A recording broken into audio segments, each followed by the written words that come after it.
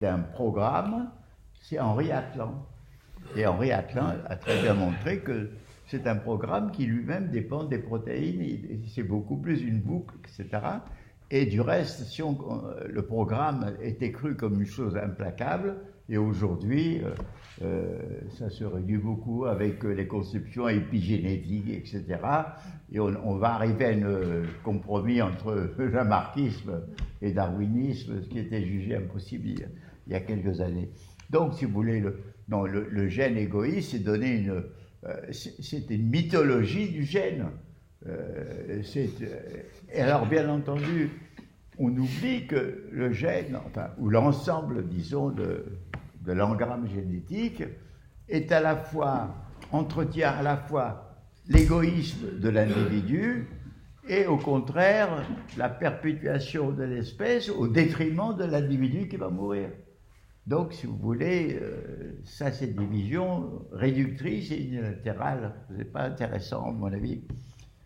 La deuxième question est intéressante parce que moi, je crois que... Alors, oui, ce que j'ai dit, c'est que comme Descartes avait mis le cogito, le je pense, donc je suis un sujet, je suis là, j'ai pensé qu'il n'y a pas un je pense au niveau de la bactérie, mais il y a déjà un computo. C'est-à-dire, je compute, c'est-à-dire, je traite mon propre organisme comme ça, en l'entretenant, je traite le monde extérieur en essayant de trouver ma nourriture. Enfin, le computo est un organe, est un moment, si vous voulez, est à l'instance plutôt cognitive au niveau de la vie. Et la pensée, elle ne va se développer qu'avec l'intelligence discursive et puis le langage, etc. Est-ce que ça existe au niveau antibiotique? Moi, je pense que ça a émergé. Enfin, je pense que quand la vie s'est constituée par une rencontre sans doute tourbillonnaire d'éléments moléculaires très divers, dans des conditions très singulières, s'est créé à ce moment-là le système, l'organisation. Et cette organisation elle-même a comporté cette instance computo avec ces éléments cognitifs, informationnels qui se trouvent engrammés dans l'ADN. Donc je vois mal que parce que ce qui se passe dans le monde seulement physique, même quand vous avez une macromolécule, c'est une chose qui se constitue, qui a ses propriétés et qui finalement ne traite pas l'environnement, ne se reproduit pas, ne se nourrit pas, etc. Donc, à mon avis, le computo, c'est une instance cognitive nécessaire à la vie. S'il n'y a pas le computo, on ne peut pas vivre. Merci. Alors, j'aurais une deuxième question, encore une fois, sur un problème de chronologie. Quand vous avez parlé de sexualité, vous la voyez comme postérieure aux bactéries, donc vous la voyez chez les animaux, finalement, ou chez les végétaux. Et l'un des sujets qui a occupé François Tadei, justement, pour revenir à lui, c'est le problème des échanges de gènes entre bactéries, donc ce qu'on peut appeler coopération, par exemple entre des populations de bactéries qui deviennent résistantes aux antibiotiques et qui vont échanger, qui vont offrir un certain nombre de leurs gènes à des populations qui ne le sont pas et qui deviennent résistantes.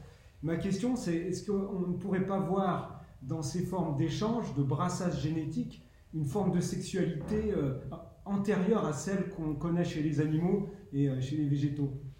Écoutez, moi je crois que effectivement ces échanges, ces cadeaux, disons, génétiques qu'une bactérie peut faire à d'autres bactéries et lui permettre de résister, par exemple, aux antibiotiques, enfin, c'est un problème de communication, d'entraide et je dirais de socialité. Ça prouve donc qu'il y a une composante sociale entre les bactéries. Et c'est pour ça qu'on peut généraliser, parler d'un univers bactériel plus gros. Mais enfin, c'est une hypothèse. Mais ce n'est pas déjà le début d'une sexualité, parce que la sexualité suppose effectivement la formation d'un système femelle et d'un système mâle, et qui à ce moment-là se rencontrent. Or, au niveau bactérie, nous n'en sommes pas là.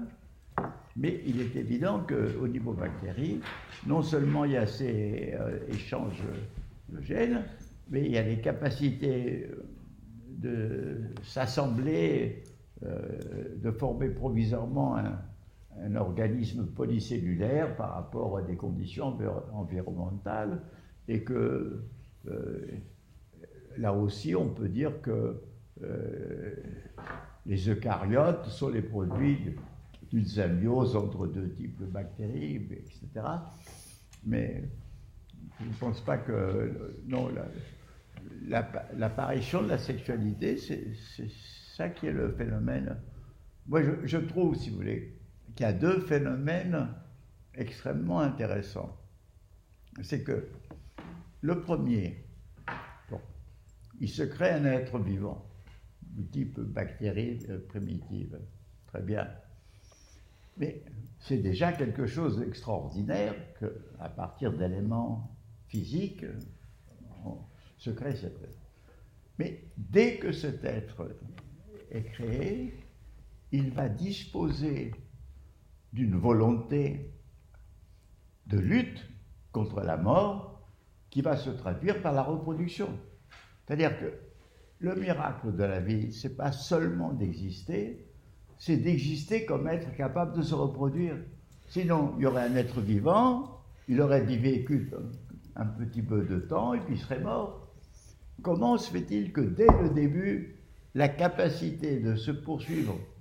Alors, quand les bactéries se divisent en deux, c'est le même être qui se multiplie, mais quand la sexualité apparaît, ça veut dire les individus qui sont mortels inévitablement, alors doivent eux être les éléments de la reproduction. Alors, c'est ici qu'il faut éviter la pensée unilatérale. La pensée unilatérale dit l'individu est fait pour la reproduction. La pensée unilatérale, au contraire, dit la reproduction est faite pour l'individu. Et la pensée complexe dit la reproduction est faite pour l'individu qui est fait pour la reproduction. C'est une réunion en boucle permanente. Voilà. Merci.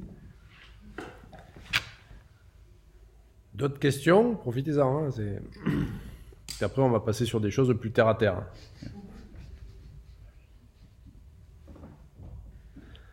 Non? J'avais une question naïve, très naïve, Ah oui. parce que Ce sont les meilleurs. Je sais pas. Mais enfin, c'est en même temps une question que je me posais un peu comme un enfant pourrait peut-être te la poser, puisque la notion d'antagonisme, de paradoxe, de contradiction est au cœur des systèmes complexes. Est-ce que un système sans paradoxe peut être un système complexe? Ou est-ce qu'il existe des systèmes qui, par nature, n'ont pas d'antagonisme, autre que des systèmes simples, mécanistes? Moi, je crois que la complexité se manifeste par l'apparition d'un antagonisme collaboratif, c'est-à-dire par l'apparition de quelque chose d'à la fois complémentaire et antagoniste, qui est le caractère remarquable de la complexité. Et donc, je ne vois pas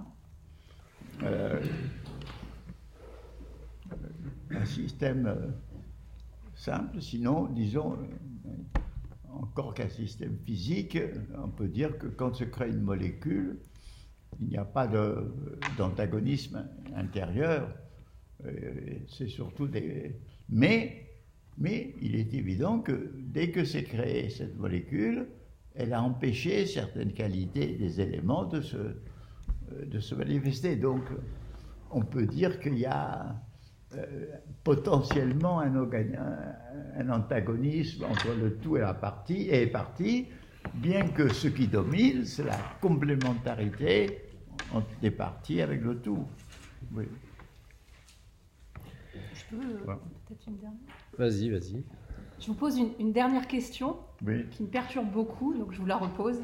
C'est la dernière fois, on avait parlé du phénomène d'accès au monde, la sensation, la perception, la représentation.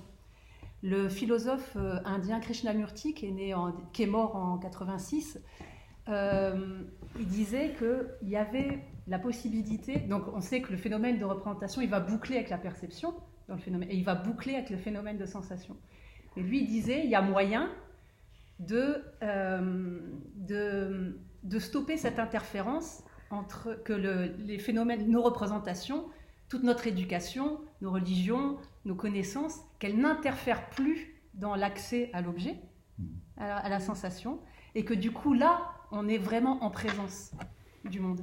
Qu'est-ce que vous pensez de ça, de cette interprétation de Krishnamurti? Oui, écoutez, moi je pense que ce sont dans les états profondément contemplatifs, mystiques, extatiques, que effectivement on a une impression d'être dans un au-delà de l'univers de la perception, de la représentation, mais du fait qu'on y a échappé, fait qu'on est dans un univers indicible. Bon, nous avons le sentiment de l'extase, si vous voulez, le moment où nous nous sentons que nous fusionnons avec un tout, ne serait-ce que provisoirement, dans une extase amoureuse ou musicale ou artistique, bon, ce sont des moments, et après nous retombons dans notre vie normale de perception, de sensation, de représentation. Mais je ne crois pas que un être humain puisse échapper en permanence à ce que sa culture a formé. Évidemment, dans une société où les communications c'est possible, où on peut se nourrir avec les pensées d'autres cultures, où nous pouvons nous-mêmes ici en Occident nous nourrir de pensées d'orientaux comme Krishnamurti ou bien Ramakrishna, Aurobindo. On peut se nourrir de ces pensées parce qu'on est dans une culture, disons, devenue cosmopolite. Donc on peut, si vous voulez, on peut regarder Mathieu Ricard. C'est un Français, fils d'un essayiste rationaliste sceptique, qui est devenu un moine bouddhiste. Bon, donc, si vous voulez, avec les échanges, on peut devenir taoïste, on peut devenir bouddhiste, on peut devenir animiste, si vous voulez. En tout cas, vous ne croyez pas que ça soit possible de faire table rase de... D'accord. Okay. Non, moi je crois qu'il y a des états seconds qui sont absolument transcendants, oui, mais ce sont des états de transe, pas transdisciplinaires, mais de transe tout court. Ouais, une petite dernière, parce que c'est bien toi. Hein. Oui, je peux. Bon. Ouais. Si je relis un peu les différents éléments que vous nous avez dit, par exemple le fait que la computation est nécessaire à la vie, donc ça voudrait dire qu'on trouverait de la computation par exemple chez les animaux, et c'est ce qui leur permet de vivre, ou chez les bactéries, et c'est ce qui permet la vie. L'idée également de reproduction, de continuité d'espèces, où qu'on trouverait chez les animaux également une instance qui serait l'instance espèce, l'instance société, et également cette instance individu. Oui. Donc au final, ça donne le sentiment que finalement l'humain c'est un animal comme les autres, ou à l'inverse que les animaux sont des humains comme les autres, si la première hypothèse est juste. Et donc ma question c'est, est-ce que vous pensez que les humains sont des animaux comme les autres, ou est-ce qu'il existerait des spécificités humaines, puisqu'au final on trouve chez les animaux tout ce qu'on trouve également chez l'humain. Donc qu'est-ce qui nous rend spécifiques s'ils ont tout comme nous? Non, je crois que la chose est claire.